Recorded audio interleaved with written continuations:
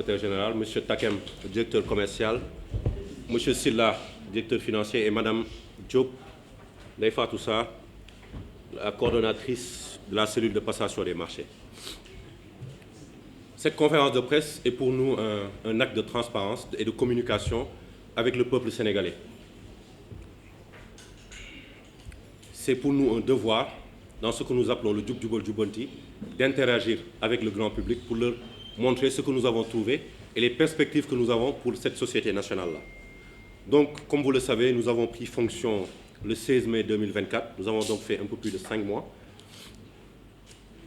Contrairement à ce qui nous a été dit lors de la passation, nous avons trouvé une situation catastrophique, que ce soit au niveau de la trésorerie, au niveau de la gestion de notre dette, au niveau de la fiscalité, etc. Depuis que nous sommes là, nous avons pris des mesures, nous avons fait un audit interne qui nous a permis de savoir comment est-ce que la société marchait, comment est-ce que les procédures se déroulaient.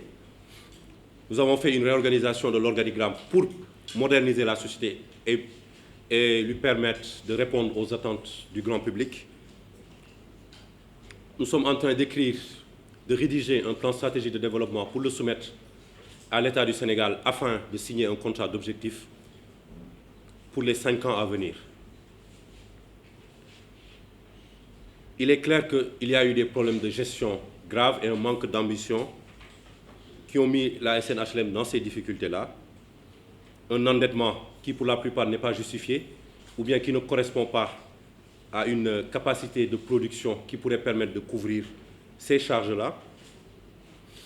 Une dette fiscale très lourde dont nous avons, rien que ce matin, obtenu une notification de redressement de plusieurs milliards sur les années 2020, 2021, 2022 et 2023.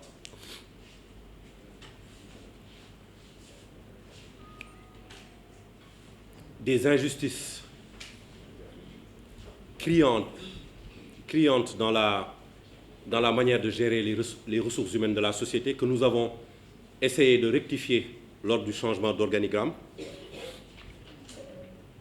Des problèmes aussi par rapport aux occupations irrégulières sur nos titres, notamment les titres 1107 à Niahirat, les titres 6028 aux Parcelles Assainies, la problématique du titre foncier 1451, où nous avons beaucoup d'occupations irrégulières, des gens qui ne respectent pas les décisions de justice sur des titres fonciers de la SNHLM.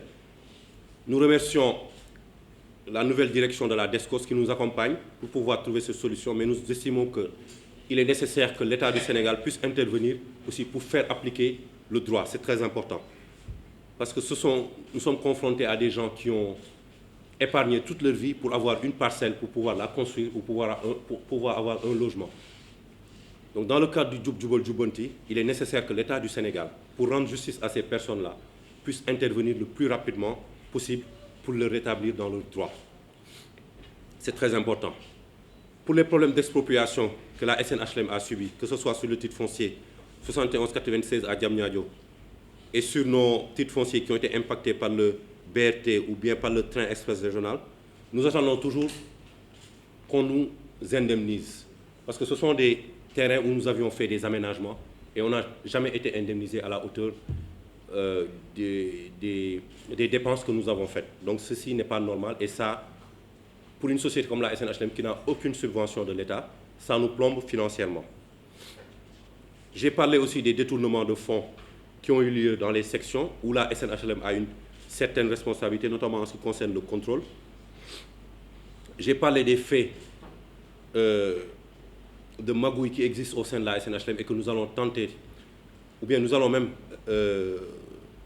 solutionner bientôt avec une digitalisation complète de nos procédures. Nous avons comme pour plan de faire de la SNHLM une des sociétés les plus digitalisées pour permettre à tous nos clients de pouvoir interagir avec nous de manière directe et en temps réel et de pouvoir suivre l'évolution de leurs projets aussi. Nous interpellons aujourd'hui la diaspora, le secteur informel, tous les Sénégalais où qu'ils soient, qu'ils sachent que la SNHLM sera toujours de leur côté.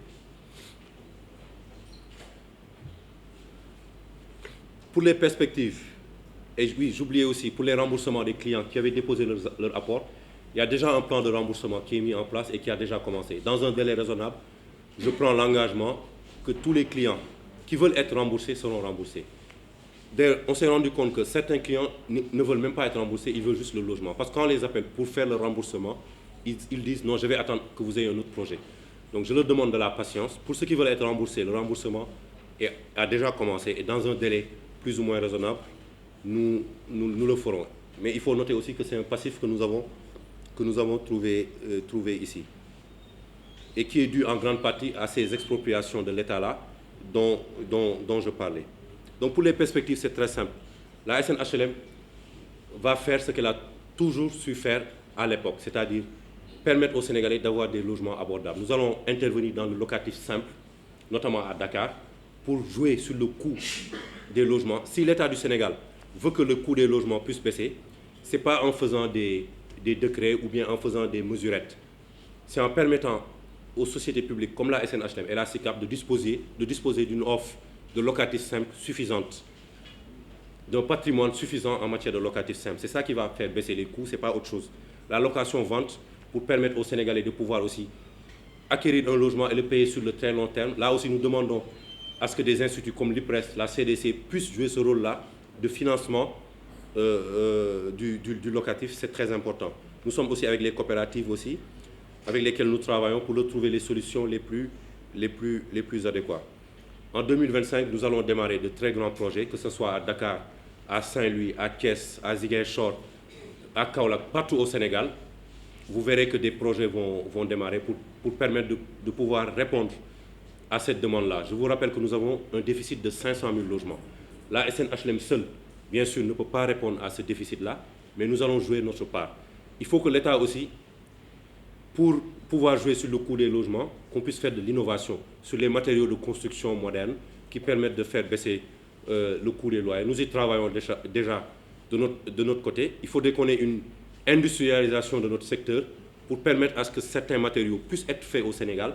Nous avons par exemple les briques rouges avec lesquelles la SNHLM a fait beaucoup de maisons, que ce soit à la Padoua Buldeuse, aux HLM, etc. Il faudrait aussi revenir vers ça. Ce sont des matériaux qui sont beaucoup plus adaptés à notre climat. Nous avons aujourd'hui nos minéraux, nous avons nos ressources naturelles comme la latérite, où une partie, je pense, devrait être réservée à cette industrie de la construction-là à laquelle nous avons l'ambition de contribuer. Il faut qu'il y ait les exonérations qu'il faut de la part de l'État, les exonérations, les subventions foncières, les exonérations en matière de taxes douanières, fiscales, etc. Ça va permettre que le coût de sortie soit beaucoup plus abordable pour les Sénégalais. Donc, nous avons cette ambition-là, vraiment de remettre la SNHLM dans le haut du panier, au top.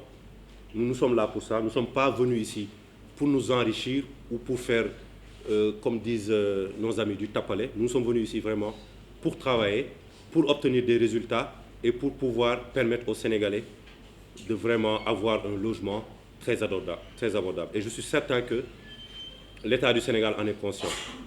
Maintenant, puisque vous me permettez cette petite digression, puisque nous sommes en période électorale et qu'il y a les élections législatives qui arrivent, je demande à tous les députés qui vont être élus, qu'ils soient du pouvoir ou de l'opposition, peu importe, que nous, à la SNHLM, nous ferons un mémorandum dès que la nouvelle Assemblée nationale sera installée, pour leur montrer notre contribution à comment faire pour que les Sénégalais puissent avoir un logement abordable. Surtout, qu'est-ce que l'État du Sénégal doit faire?